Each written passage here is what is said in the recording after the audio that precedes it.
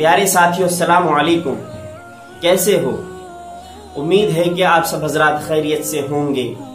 اللہ تعالیٰ آپ کو ایسے ہی ہنستا مسکراتا اور خوش رکھے۔ چلیے آج کے قصے کی طرف بڑھتے ہیں۔ آج کا قصہ جو ہے وہ بہت ہی سبق آموز قصہ ہے، خاص طور پر ہماری ماؤں اور بہنوں کے لیے آج کا قصہ ہے۔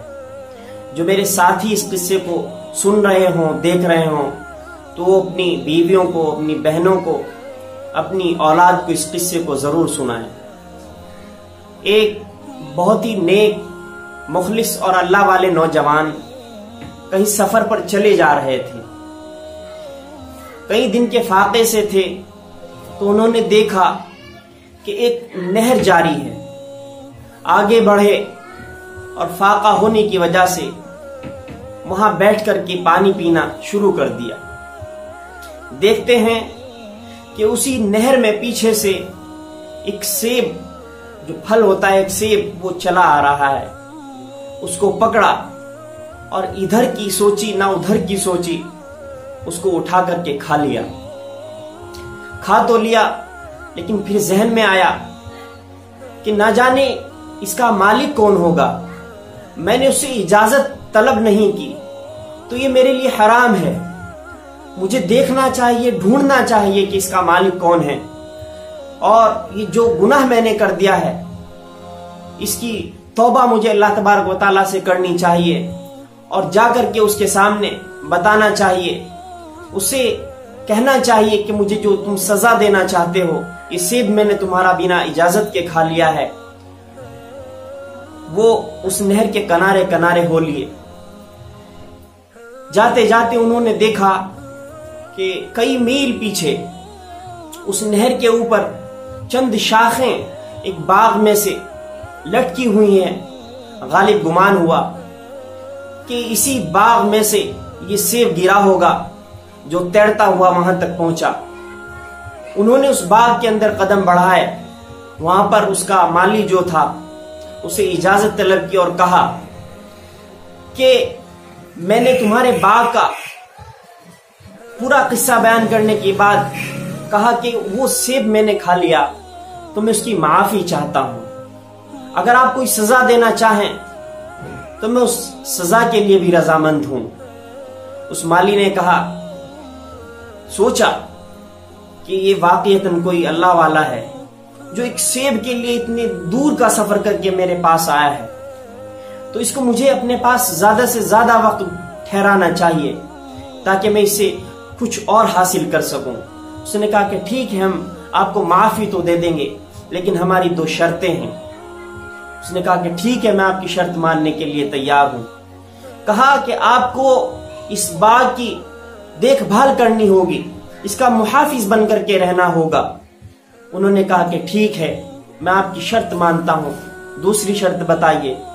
کہا کہ وقت آنے پر ہم تمہیں دوسری شرط بھی بتا دیں گے۔ اس ایک شرط کو لے کر کے اس نوجوان نے اپنی پوری ذمہ داری کے ساتھ اس باغ کی حفاظت کرنا شروع کر دی۔ کئی سال گزر گئے۔ کتابوں کے اندر لکھا ہوا ہے کہ حفاظت کرتے کرتے اس کی یہ ذمہ داری نبھاتے نبھاتے 12 سال کی ایک طویل مدت گزر گئی۔ 12 سال کے بعد کچھ مہمان اس مالی کے آئے تو اس نے کہا کہ اے نوجوان، جاؤ اور کچھ اچھے عمدہ سیب لے کر کے آؤ تاکہ ہم ان کی مہمان نوازی کر سکیں۔ وہ کچھ کچے، کچھ پکے، کچھ ایسے ہی جو زیادہ عمدہ اور زیادہ اچھے نہیں تھے، ایسے سیب لا کر کے ان مہمانوں کی خدمت میں حاضر کر دیے۔ اس مالی نے کہا کہ تمہیں 12 سال ہو گئے، کیا تمہیں یہ بھی خبر نہیں ہے کہ کون سا سیب اچھا ہوتا ہے، کون سا پکا ہوتا ہے، کون سا لذیذ ہوتا ہے؟ اس نے کہا، اس نوجوان کا جواب سنیے ساتھیوں، ایسے لوگ نیک ہوتے ہیں۔ اس نے کہا کہ مجھے ضرور 12 سال ہو گئے، لیکن میں نے کبھی بھی نہ تو تمہارے سیبوں کی طرف نظر اٹھا کر کے دیکھا اور نہ کوئی سیب اس باغ میں سے کھایا۔ میں تو ایک سیب وہ جو میں نے کھا لیا تھا آپ کی اجازت کے بنا، اسی کی یہاں پر سزا بھگت رہا ہوں۔ उसी की माफी चाहता हूं। उसने कहा कि ठीक है, आज हमारी एक शर्त पूरी हुई।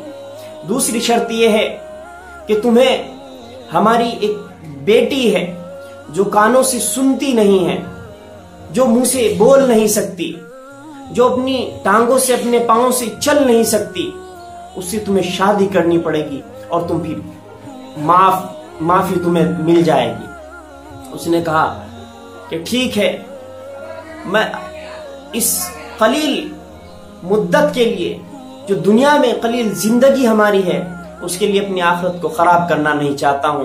तुम्हारी ये दूसरी शर्त भी मुझे मंजूर है।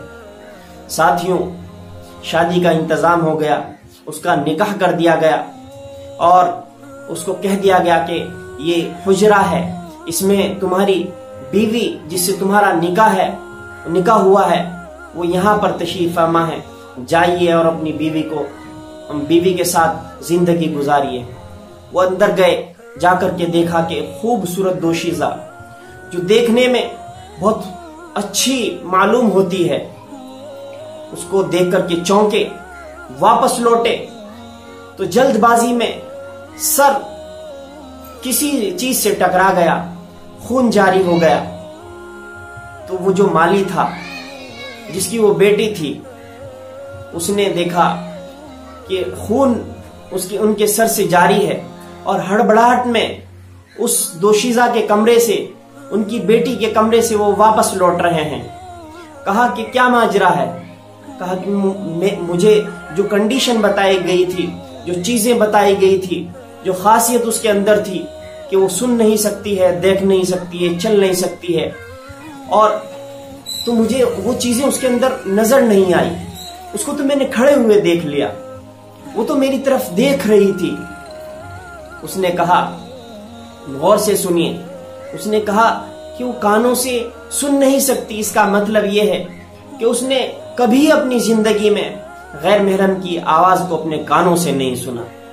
आंखों से देख नहीं सकती का मतलब यह है कि उसने अपनी आंखों से किसी गैर महरम को आज तक देखा ही नहीं। और पांव से चल नहीं सकती का मतलब यह है कि कभी उसने अपनी जिंदगी में अपने घर की दहलीज को पार नहीं किया। साथियों, ये नेक औरतें होती थी, ये पर्दे वाली औरतें होती थी। इनको पता होता था कि अल्लाह तबारक व तआला ने और अल्लाह के रसूल सल्लल्लाहु अलैहि वसल्लम ने क्या हमारे लिए शराइत बताए हैं, कैसे हमें जिंदगी गुजारनी है, कैसे हजरत फातिमा ने, कैसे हजरत आयशा ने अपनी जिंदगियां गुजारी हैं। उन्होंने मुताला किया हुआ था। साथियों, जब इस नौजवान और उस लड़की से औलाद पैदा होती है तो हजरत शेख अब्दुल कादिर जिलानी रहमतुल्लाह अलैह पैदा होते हैं, जिन्होंने इंसानियत की मुर्दा जिस्म में एक नई रूह फूंक दी थी। वो बहुत ज्यादा इल्म वाले हुए, जिनकी बहुत सारी किताबें, बहुत सारी सीरतें हमारे सामने पढ़ने को आती हैं। उनके बारे में अगर हम पढ़ेंगे तो हमें इल्म होगा कि कितना अल्लाह वाला नेक उनकी औलाद में फिर पैदा होता है। अगर हमारी बेटियों के, हमारी बीवियों के, हमारी औलादों तक ये वाकया, ये किस्सा पहुंच गया तो मैं उम्मीद करता हूं कि वो अपनी जिंदगियों को भी ऐसे ही गुजारने की कोशिश करेंगे। और अगर ऐसी मेरी माओ और बहनों ने, बेटियों ने ये जिंदगी अपनी अगर ऐसे गुजारी तो फिर इनकी कोख से भी ऐसे ही नेक और अल्लाह वाले इंसान पैदा होंगे। अगली वीडियो तक मुझे अपनी दुआओं में याद रखें और इस वीडियो को अपने अज़ीज़ा व क़रीब दोस्तों, रिश्तेदारों, सब लोगों तक पहुंचा दीजिए। ये बहुत ही सबक आमोज किस्सा है, काम आने वाला किस्सा है।